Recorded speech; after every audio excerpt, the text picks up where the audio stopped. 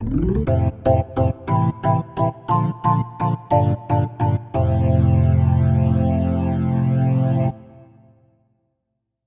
my fellow minor league nerds, and welcome to our newest franchise history series episode. This episode will cover the Las Vegas Wranglers, who played in a few different leagues between 1947 and 1952, and then again in 1957 and for part of the 1958 season. This is the last episode in our series honoring fellow Curved Brim media members and honors the Stadium Food Girl Val of the Dad Hat Chronicles. The first Wranglers team came to Las Vegas as charter members of the newly formed Class C Sunset League.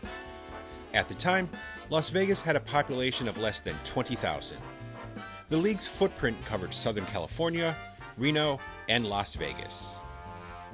The league was announced at the end of September 1946 by W.R. Bill Schroeder, who was the president of the California League at the time. He resigned from that post to take up the same position with the Sunset League. In that first season, they were affiliated with the National League Boston Braves. The original plan was for them to play as the Las Vegas Braves, but that name was dropped in February with a Name the Team contest being held with the Wranglers winning out. Former Major League pitcher Newt Kimball was hired to lead the team, acting as a player manager.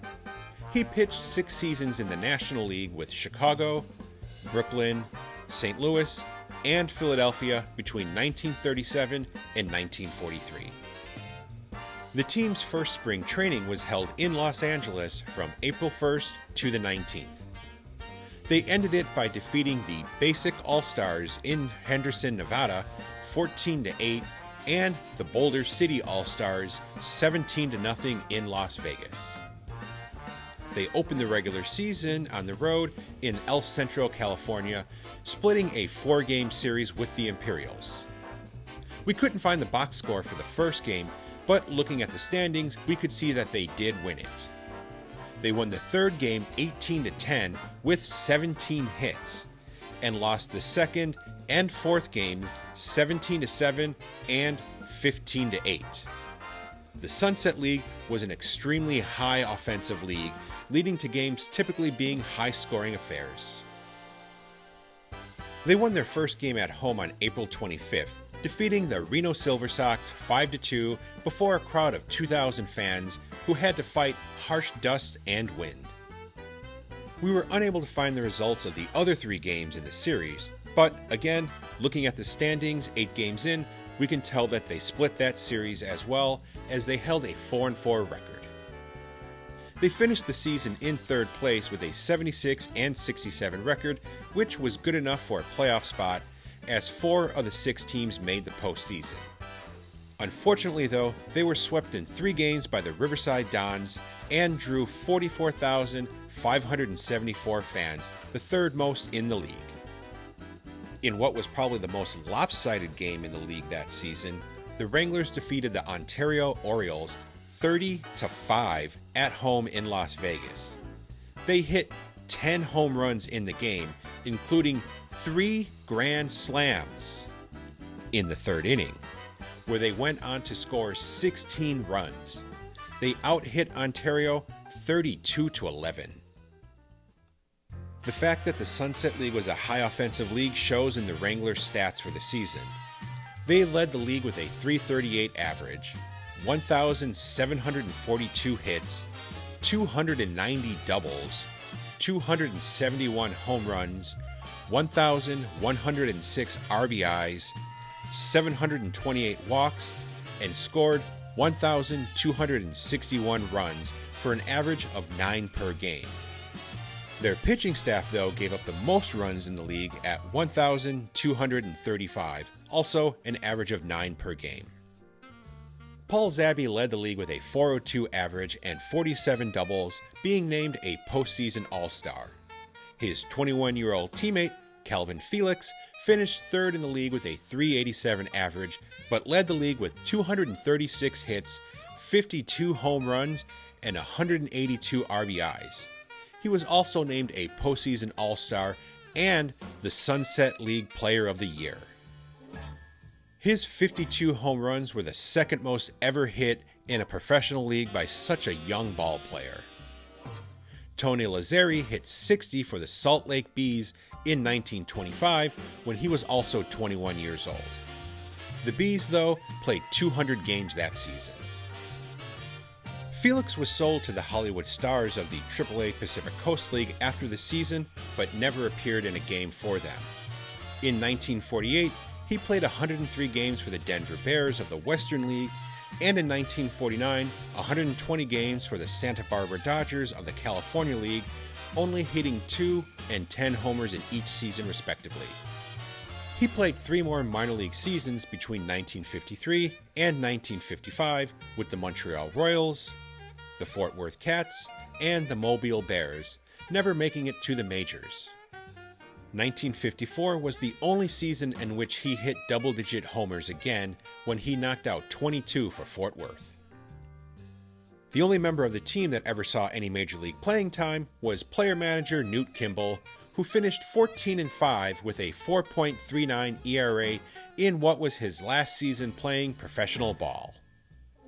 1947 also saw actor Cameron Mitchell, who appeared in film, TV, and the stage, start the second game of a doubleheader for the Wranglers on August 31st.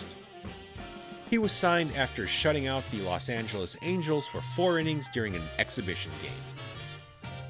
It was not a good outing for him, with him throwing mostly curveballs. In 2/3 of an inning, he gave up 11 runs on 11 hits with 5 walks. The Wranglers lost the game 18-10. They won the first game of the doubleheader 12-1. Cameron's second scheduled start was canceled, which ended his baseball career. The affiliation with Boston did not carry over to the 1948 season, which saw them finish in second place with a 78-62 record, 3 games behind the Mexicali Aguilas. They were led by player-manager Ken Myers, a career minor leaguer who spent 3 seasons in Las Vegas from 1947 to 1949, leading them in his last 2 seasons. In the first round of the postseason, they defeated the Riverside Dons 3-1, with the final game of the series seeing a near riot in Riverside. In the bottom of the 9th, with Las Vegas up 4-3, Riverside's Ray Alderete attempted to steal home being called out.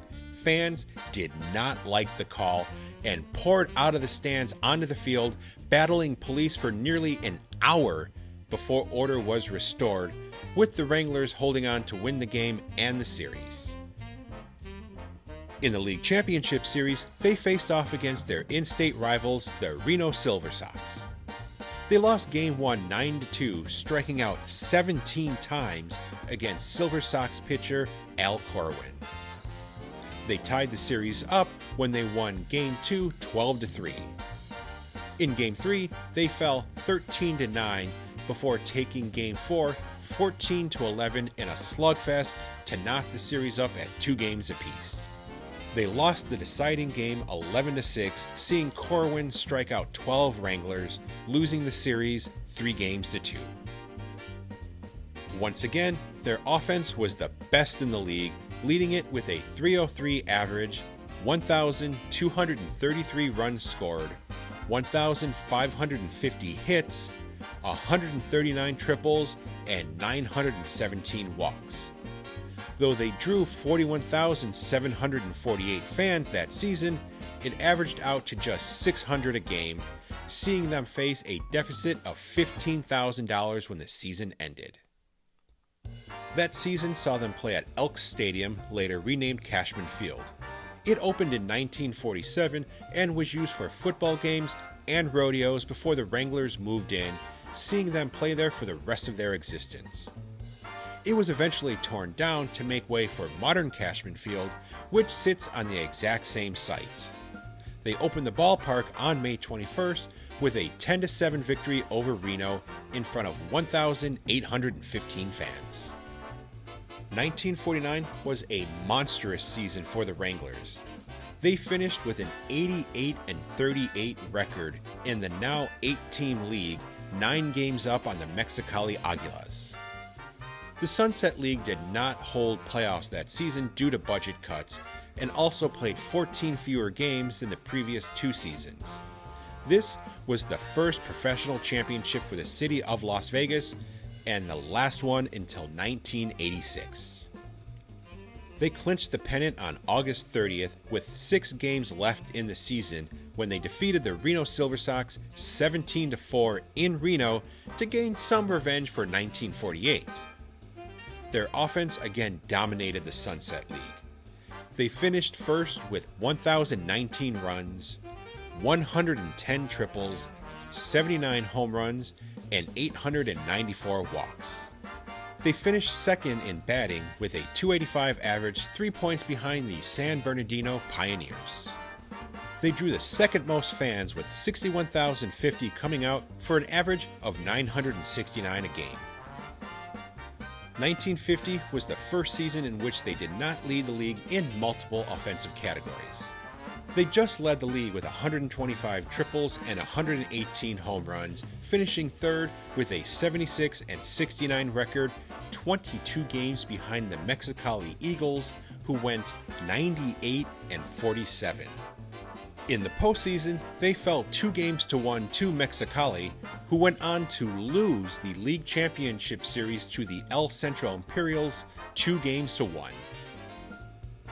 On June 11th that season, pitchers James Zundell and John McCarthy threw a combined 7-inning no-hitter against El Centro in the first game of a doubleheader, winning 7-1. Las Vegas also won the second game 15-0.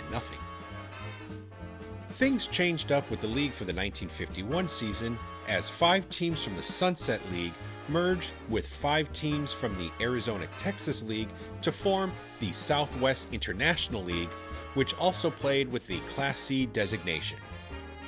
The merger came about mostly due to a shortage of players caused by the Korean War. It became one of the first, if not the first league to field 10 teams, as leagues usually topped out at 8 teams. Newt Kimball returned to lead the team, and it was not a great season for the Wranglers compared to their previous 4.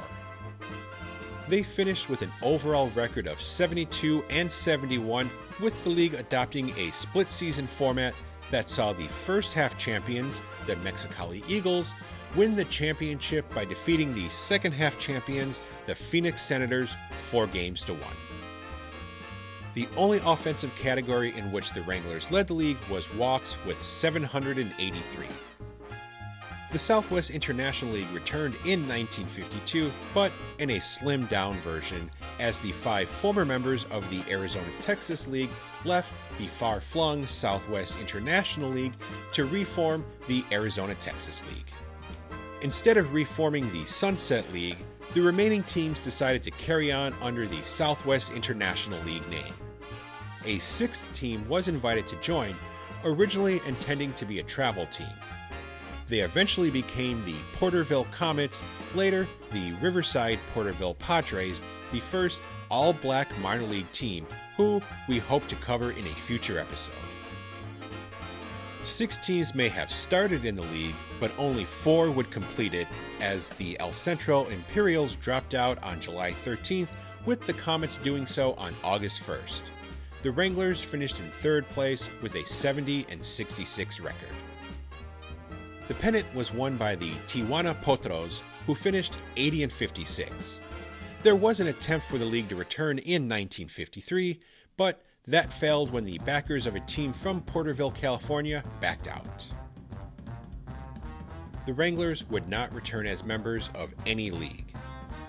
In August 1952, there was talk of Las Vegas possibly joining the California League to replace Ventura, since the Wranglers were a top draw, the best in the Southwest International League that season. But the move never came about, with this ending the city's first run in minor league baseball.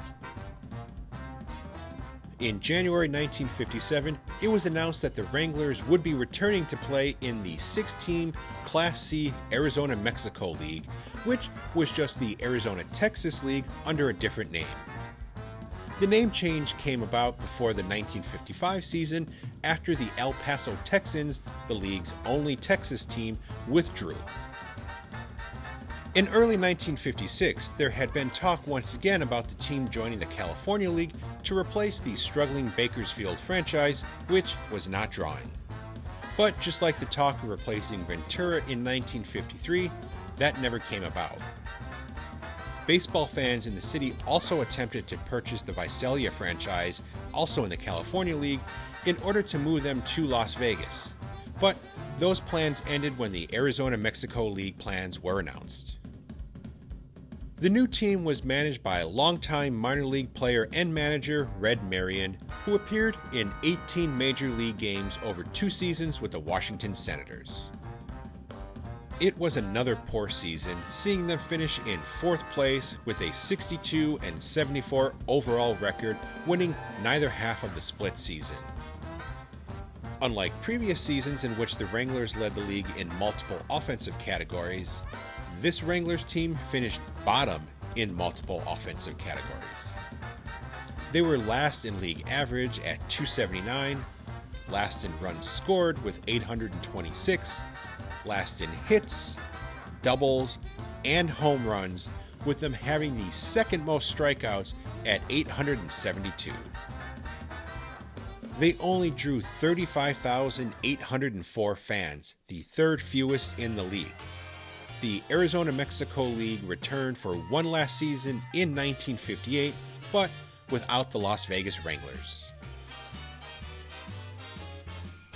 When the 1958 baseball season began, Las Vegas did not field a team. But that changed on May 26th when the struggling San Jose Pirates of the California League, who were affiliated with the National League Pittsburgh Pirates, were transferred to Las Vegas. The team's owners missed payroll the previous week and surrendered the franchise to the league. Instead of keeping the team in San Jose, the league opted to move the Pirates to Las Vegas, where they became the 3rd incarnation of the Las Vegas Wranglers, with the league continuing to run the team. When the Pirates were moved, they had a record of 14-18. They played their first game at Cashman Field on June 3rd, facing off against the Reno Silver Sox. Reno took an early lead, scoring 1 run in the first, with Las Vegas tying it up in the bottom of the inning. The Wranglers scored 2 more in the second inning, never looking back, blowing it open in the 4th when they scored 7 runs, going on to win the game 12-4. The season, though, did not improve in Las Vegas as the Wranglers went 40-63 the rest of the way, finishing in 7th place with a 54-81 overall record. They did not return in 1959 as the California League slimmed down to 6 teams, dropping the Salinas Packers as well. Las Vegas would go 24 years without a professional baseball team.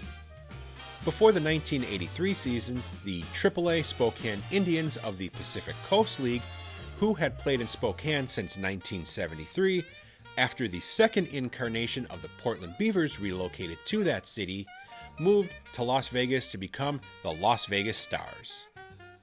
In 2001, they changed their name to the 51s, becoming the current Las Vegas Aviators before the 2019 season. They have brought Las Vegas 2 more baseball championships, winning the PCL title in 1986 and 1988, while being affiliated with the San Diego Padres. Well, my fellow minor league nerds, that does it for this episode. If you haven't done so already, be sure to like and subscribe to the YouTube channel or the podcast platform of your choice to be notified whenever a new episode is released. Also, be sure to follow us on Blue Sky, Instagram, and Threads. Until next time, stay safe, and remember to never stop supporting minor league baseball and never stop learning about minor league baseball history.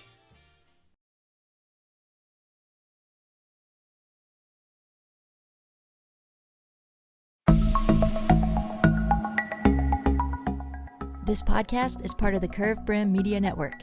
Here are some of the other members of Curved Brim Media. Hi, this is Ed Rivera of the Data Chronicles. Join me as I interview people just like you and players, coaches, GMs on the path that led you to become a fan of the sport. I'm Paul Caputo, and on the Baseball by Design podcast, I talk to minor league baseball teams, designers, and other super interesting people about what these minor league baseball logos mean, and I talk a little bit about ice cream helmets. What's up, Bucketheads? I'm Anna DiTommaso, and each week on the Baseball Bucket List podcast, I speak with a different fan about their favorite baseball memories, what the game means to them, and what's left to check off on their baseball bucket list. Hey everyone, it's Eric from the great state of Kansas. This is Johnny from the New Orleans Baby Cakes Memorial Museum. And we are the Earn Fun Average podcast, where we talk to a variety of guests about their love of baseball and have fun doing it. America, lower your standards. Average is what we do best. This is Patrick and Corey of BaseballMapper.com, and we have made an interactive map to help highlight all baseball teams from the majors down to collegiate summer leagues. We want to bring you closer to baseball, so get on the site and find a team near you today. Hey guys, this is Patrick Larson from the Minor League Baseball Hat History Series, and in every episode I go through the history of minor league teams through my personal collection of hats. You can find me on Twitter at PatLarson1. I hope you guys enjoy. Learn more about Curve Brim Media at curvebrandmedia.com.